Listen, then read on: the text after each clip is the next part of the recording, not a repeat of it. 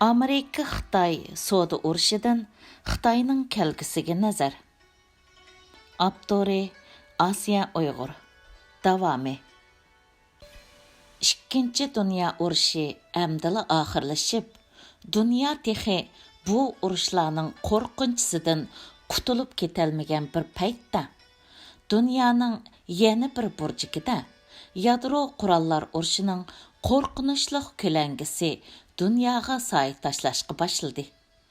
Dünya urushini beshidan kechirgan davlatlar uchun qayta urush o'tiga kirib qolmaslik uchun eng yaxshi tanlash tinish taraqqiy qilish bo'lib, tinish taraqqiyot ana shu davrlardagi davlatlar orasida eng moda iqimga aylangan edi. Ammo Sovet ittifoqining Yevropaga kengayimchilik qilishi siyosiy tuzilma jihatda butunlay bir-biriga zid bo'lgan dunyodagi ikki cho'ng davlatlarning orasidagi munosabatlarni jiddiylashtirayotgan bo'lib, urush o'tining piltisiga o't yiqilay deganda Xarashov Berlin temini yasab chiqdi va Germaniyani G'arbiy Germaniya va Sharqiy Germaniyadan iborat ikki bo'lakka ayirib, Sharqiy Germaniya Sovet ittifoqining kontrolligi ostida kommunist tuzumida, G'arbiy Germaniya bo'lsa Amerikaning demokratik tuzumida o'z taraqqiyotlarini davomlashtirdi. Ammo Sovet ittifoqining kommunist ideologiyasini butun dunyoga tarqitib, dunyoga xo'ja bo'lish g'arazi, shundaqla ximiyalik qurollar tadqiqoti Amerikali emas, balki butkul dunyo tinchligiga zo'r ta'sir elib kelish xavfini keltirib chiqaryotdi. Shu sabab Amerika boshqa davlatlarga iqtisodiy yordam berish orqali ularni qudrat topqizish va demokratiyalashish yo'liga yetaklash qadamini oldi. Amerika Ikkinchi dunyo urushidan keyin dunyoning sarkisiga aylanganligi hammamizga ayon. Amerika yana o'z navbatida uzun muddatlik plan tuzishga mahir davlat bo'lib, ular odatda bir qancha yillik yoki bir qancha 10 yillik emas, balki bir qancha 100 yillik planlarni tuzgan. Amerika dunyoning sarkisiga aylangandan keyin qilgan birinchi ishi dunyodagi eng ilg'or bilim ombirini harakatga selib, qandoq qilganda 3-chi dunyo urushining oldini olg'ili bo'ladiganligi haqida izdandi. Oldingi ikki qatimliq dunyo urushi insoniyatga o'rnini to'ldirg'isiz ziyonlarni elib kelgan bo'lib, agar fan texnika kundan kunga taraqqiy qilayotgan davrda 3-chi dunyo urushi qo'zg'alsa, u haqiqatanmi insoniyat uchun yo'qotish xarakterlik bir urush bo'ladiganligi hammaga ayon. Bu haqda Einsteinmi mundaq degan ekan: "Men 3-chi dunyo urushining qandoq bo'ladiganligini tasavvur qila olmayman. Ammo 4-chi dunyo urushi bo'ladigan ish bo'lsa, cho'qim tosh, kaltaklar bilan bo'ladi." Ya'ni Einstein bu so'zida 3-chi dunyo urushi insoniyatni tosh qurollar davriga boshlab berish mumkin degan yakunni o'tirg'a qo'ygan. Shu davrlarda Amerikaning boylarimi o'z uylarining ostiga ximiyalik qurollarning ta'siridan qutulish uchun alayda qo'g'dinish o'nkirlari yasagan ahvollarmi bo'lgan ekan. Ammo hozir qaraydigan bo'lsak, kishilar uy solganda ximiyalik qurollar hujumidan qo'g'dinish haqida alayda kalliqqa turib yurmaydi. Demak, hozir odamlarning urush ingi ancha yuqori emas desak, xato bo'lmaydi. Gapimizga qaytib kelsak, Amerika bilim ombirini harakatga keltirgandan keyin bu bilim ambiri yakunlab chiqqan narsa shu bo'ldiki, 3-Dünya urushini oldini olg'ili bo'ladigan narsa birsi demokratiya, yana birsi bayashotliq. Ya'ni mustabid hokimiyat ostidagi davlatlar xalqlarining o'lik tirigi bilan kori yo'q bo'lib, o'z manfaati uchun har vaqt urush qilishi mumkin. Ammo demokratik davlatlarda bo'lsa, hokimiyat xalq tarafidan boshqariladigan bo'lg'achqa, xalq nazorati ostida xohlagancha urush boshlash mumkinchiligi bo'lmaydi. Shu sabab demokratik tuzum dunyo tinchligini qo'g'dashning ochquchi deb qaralgan.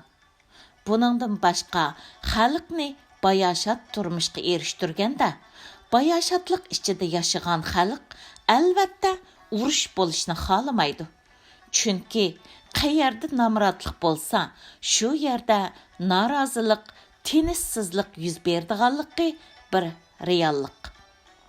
Shu sabab Amerika demokratiya va bayashatlikdan iborat dunyo urushining oldini oladi deb qaralgan ideyani xalqaroga tashviq qilishga boshlagan. Shuning bilan Amerika mashhur Marshall plani, The Marshall Plan ni o'ttirg'a qo'yib, G'arbiy Yevropa davlatlariga iqtisodiy yordam berib, ularning gullanishiga asos solgan. Amerikaning Marshall plani Yevropa ittifoqining shakllanishiga asos solgan plan desak ortiq ketmaydi. Buningdan boshqa Amerika 2-Dünya urushida mag'lub bo'lgan davlatlardan Yaponiya, Germaniya va Italiyaning iqtisodiy jihatda gullanishiga alohida kuch chiqarish bilan birga, keyin Osiyo davlatlarining iqtisodiy taraqqiyotiga Marshall plani orqali alohida yordamlarni bergan va ularning hozirgidek gullanishiga asos solgan. Hozir qaraydigan bo'lsaqmi, Amerikaning bu davlatlarga qaratgan strategiyasi intayin muvaffaqiyatli bo'lgan va bu davlatlar hozir dunyodagi boy davlatlar qatoridan o'rin olgan. Bu davlatlarning xalqlari amdi hargizmi urush bo'lishini xohlamasligi mumkin, albatta. Marshall plani 4 yil davomlashgan bo'lib, bu jarayonda Amerika Marshall planini qabul qilgan davlatlarga 13 milliard Amerika dollari yordam qilgan.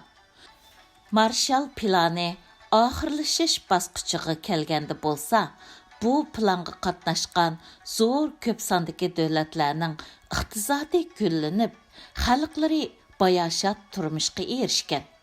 Bu jarayonda Yevropa davlatlarimi Amerikaning taraqqiyot tajribalarini tafsiliy egallab, siyosiy tuzilmalarda Amerikaning yo'nalishiga qarab taraqqiy qilgan. G'arbiy Yevropa davlatlarining taraqqiyoti Sharqiy Yevropadek kommunist tuzumidagi davlatlarning siyosiy tuzilmasini o'zgartirishga sabab bo'lib, G'arbiy Yevropadagi nurg'un davlatlarmi asta-asta demokratiyalashishga qarab yuzlangan. Bu vaqtlarda Sovet ittifoqi garchi sanoatlashishni amalga oshirgan bo'lsa-mu, ammo o'zining qatmal siyosiy tuzilmasi sobiq Sovet ittifoqining taraqqiyotiga to'sqinlik qildi. Buning bilan Sovet iqtisodida chekinish bo'ldi va Xarashov davriga kelganda islohot elib berilgan bo'lsa-mu, siyosiy tuzilma ichidagi negizlik masalalar hal qilinmaganligi sabab islohot mag'lub bo'ldi. Bu jarayonda Xitoy bilan Sovet ittifoqi orasida har xil ziddiyat to'qinishlari yuz bergan bo'lib, Amerika bilan Sovet ittifoqining sovuq munosabatlar urushi davrini beshidan kechirayotgan bu tarixiy paytlarda Xitoy bu urushning eng cho'ng manfaatlanuvchisiga aylandi. Sovet ittifoqi bo'lsa, dal mushu sovuq munosabatlar urushi sababli 1991-yili parçalandı. Ondaqda, şu qıtımlıq soğuq münasibətlər urushi Sovet İttifaqının yemirilishini keltirib chiqiribdi. Ondaqda Xitoychu, bu qıtımlıq Amerika Xitoy savdo urushi Xitoyni parchalashi mumkinmi? Xitoy Amerika bilan munosabatni yaxshilagandan keyin Amerikaning qo'llashi bilan 1971-yili BDTga rasmiy a'zo bo'lib kirdi va Junhua Mingoning BDTdagi o'rni bekor qilindi. 1972-yili Amerikaning 37-navbatlik prezidenti Nixon Xitoydagi tunji ziyoratini boshladi. Bu ziyorat Xitoyning bugungi taraqqiyotiga asos solgan tarixiy ahamiyatga ega ziyorat bo'lib, Xitoy Amerika bilan Sovet İttifaqının soğuq münasibətlər urushining eng pallasiga yetgan mezgillarda Xitoy bilan Sovet İttifaqının munosabatimi yiriklashish bosqichida bo'lib, Amerika uchun Xitoyni yeniga tortish Rossiyadak buyuk bir dushmanga taqobil turishdiki yaxshi tanlash deb qaralgan bo'lsa, Xitoy uchunmi Amerikadak kuchlik bir davlat bilan hamkorlik o'rnatish orqali Sovet İttifoqining xavfidan mudofialanish va Xitoyni taraqqiy qildirishning oltin fursati edi. 2001-yilga kelganda Xitoy Dunyo savdo tashkilotiga a'zo bo'ldi. Darvaqa Amerika Xitoyning Dunyo savdo tashkilotiga a'zo bo'lib, iqtisodini taraqqiy qildirsa, xalqlari boy bo'lsa, muqarrar yo'sinda demokratiyalashidi deb ishonch qilgan edi. Albatta, boy bo'lish bilan demokratlashish birli vaqtda ro'yobga chiqadigan undaq oddiy ish emas. Ba'zi davlatlar oldi bilan boy bo'lib, andin demokratiyalashish yo'liga mangan bo'lsa, yana bir qism davlatlar oldi bilan demokratiyalashib, andin boy bo'lgan. Masalan, Yevropa davlatlari Amerikaning Marshall plani ostida avval demokratiyalashib, andin boy bo'lgan bo'lsa, Janubiy Koreya va Tayvan qatorliqlar avval boy bo'lib, andin demokratiyalashgan. Xitoymi albatta ayni yillari intayin namrat bir davlat bo'lib, Amerika Xitoyning Dunyo savdo tashkilotiga a'zo bo'lishiga, kelgusida Xitoy boy bo'lgandan keyin cho'qim demokratiya yo'liga mangdiganligiga ishonganligi sabab yordam qilgan. Ya'ni Xitoy boy bo'lgandan keyin cho'qim demokratlashishi kerak. Ammo Xitoy aksicha mustabid tuzumini saqlab qolsa, uning Amerikaga tahdid bo'lishi ko'z oldimizdagi ish bo'lib, Xitoy o'z boyligi bilan texmi ilg'or qurol-yarog'larni ishlab chiqarib yoki setib olib, Amerikaning bexatarligiga xavf elib kelishi aniq.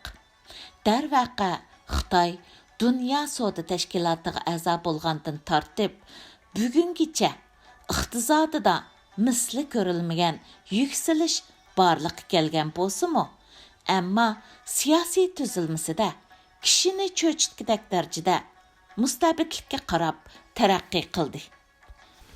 Ya'ni bo'libmi Xitoydagi kundan kunga keskinlashayotgan xalq noroziliklarga agishib, ig'ir darajadagi kishilik huquq dafsandichiliklari shundoqla yaqinqi vaqtlardan buyon butun dunyoga oshkora bo'lgan Uyg'ur xalqining millat bo'yicha qirg'in qilinish xavfiga duch kelishi va kommunist Xitoyning natsist kampillariga qamilishi qatorliq ichinishliq realliklar Xitoyning tuzilma islohoti yo'liga mangu mangmaydiganligi, shundoqla bir balvoq bir yo'l strategiyasi orqali ayni chog'dagi Sovet ittifoqining kengaymichiligiga o'xshash Yevro-Asiya cho'ng quruqligining iqtisodini ilkiga ilish orqali dunyoning xo'jasi bo'lish orzusini oshkora o'ttirg'a qo'yishi Amerikani cho'chitdi.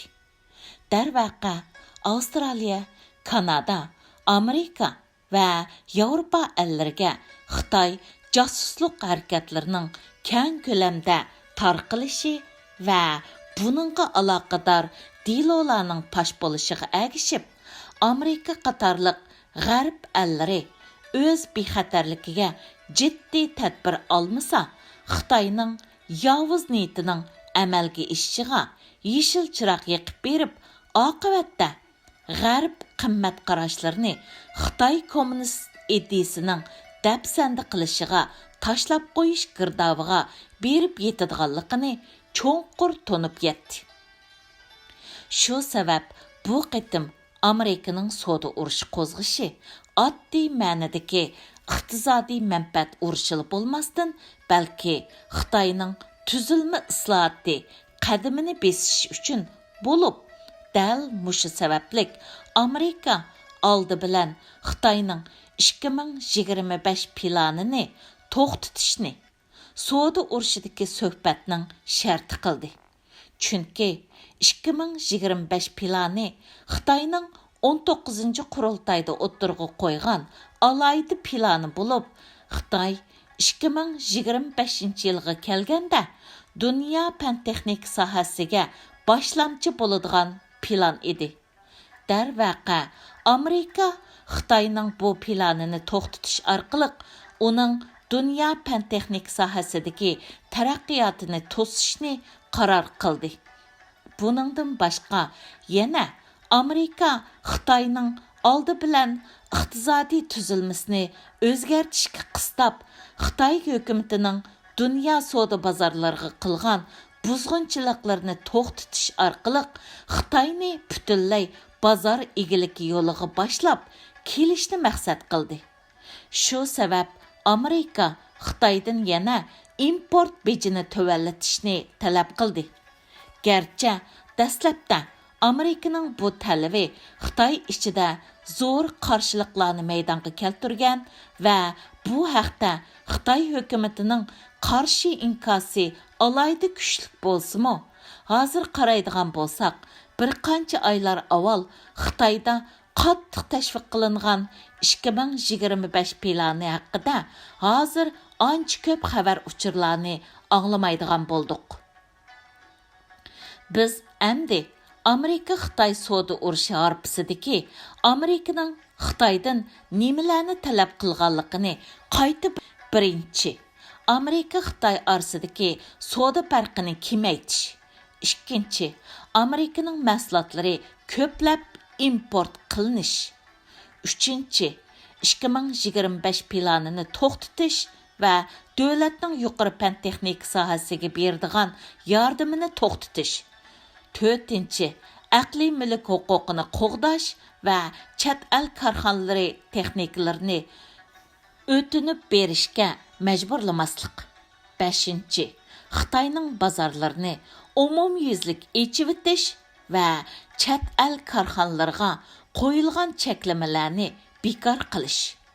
Bu 5 talab amaliyleşse Xitoyda qandaq oqibatlarning kelib chiqadiganligini biz endi tasavvur qilib baqayli.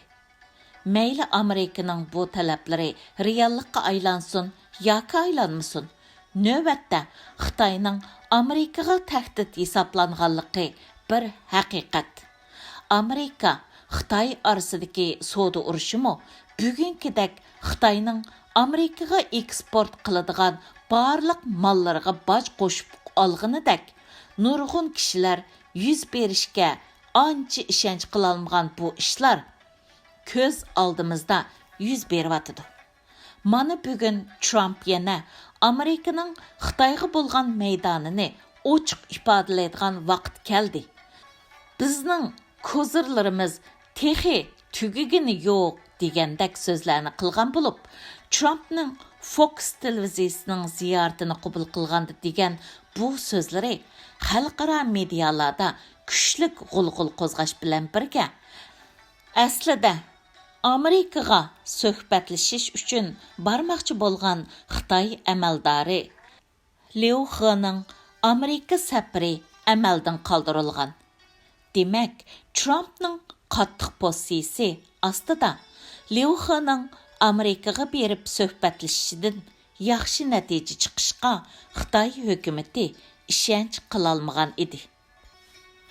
Demisimi növbətdə soda urushi səbəblik Amerika iqtisadida alayda ahvallar ko'rilgani yo'q.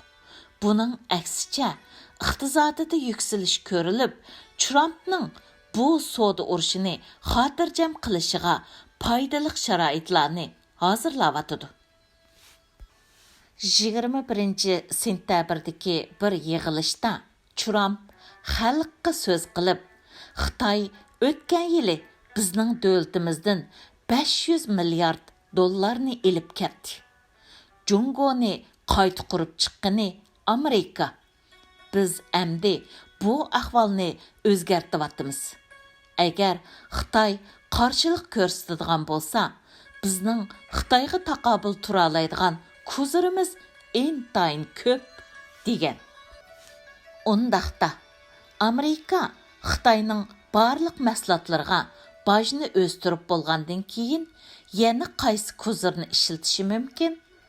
Bu haqda navbatda o'xshamagan qarashlar mavjud bo'lib, ba'zilar balkim Trump hukumati Xitoydan elinadigan bajni 45% ga o'stirishi mumkin desa, yana ba'zi analizchilar Amerika Xitoyni harbiy, iqtisodiy va siyosiy jihatlardan har xil usullarda qiyin ahvolda qoldira oladi deb faraz qilishmoqda. Maqsadga kelsak, bu qitimliq Amerika Xitoy savdo urushida Amerika izchil ustunlikni egallab keldi. Garchi Xitoy Amerikaning boj qo'shib elishiga qarta dastlabda tish tirnoqimiz bilan qarshi turamiz degandek qattiq pozitsiyada bo'lgan bo'lsa-mu, toki bugunga qadar tish tirnoqlari tugul mush pashvalarini atalig'ini yo'q. Yaqindan buyon Xitoydan chiqayotgan xabarlardami, Xitoydagi chet el korxonalarining ko'plab Xitoydan chekinishga boshlaganligi haqida xabarlarni ko'ryapmiz. Chunki Amerika Xitoyning mahsulotlariga bajni o'stirgan ekan, Xitoydagi chet el korxonalarining bozori kasatlashidi degan gap. Ya'ni korxonchilar Xitoydan chekinib, korxonalarni Amerikaga yo'tkab ketishi ular uchun eng yaxshi tanlash bo'lib qoladi.